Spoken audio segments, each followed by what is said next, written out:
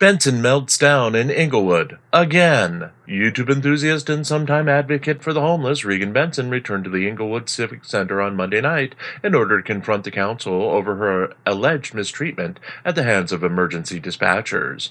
Benson was not scheduled to speak in advance for the public feedback portion of the event and was without sidekick Christopher Denver Metro Audits Cordova Monday night as she entered the facility.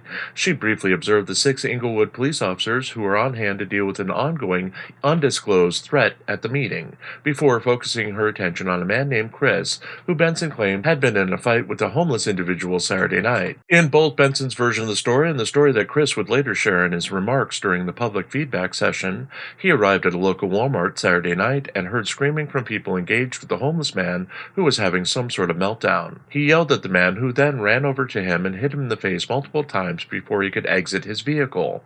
Chris then got out of his car and knocked the man unconscious, ending the threat until an ambulance arrived to take the man away. Police refused to press charges against the man at the hospital, where Benson claimed the man assaulted various workers and let him go later that night without helping the man, who was in obvious mental distress. While in the hospital, Benson said she ran into the elderly black man who she had helped earlier on Saturday after he suffered a heat stroke. She claimed he had suffered a head injury and could have died on the scene since Englewood emergency dispatchers gave her the runaround. The story continued as Benson made her own comments to the Englewood City Council. In her new version of the story, Benson claimed that the emergency dispatchers were conspiring against her and refusing to get her help because she favored a Canadian fraudster troll who was able to convince them to press charges against her with a single phone call.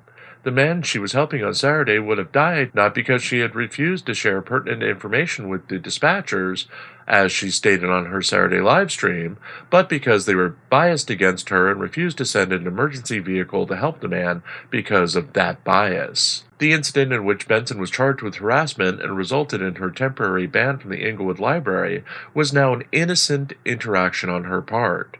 The security guard had personally harassed her for 30 minutes over the use of the bathroom, denying her urgency, and she simply reacted to the harassment by following him around for 30 minutes, hurling insults at him, and telling him to quit his job.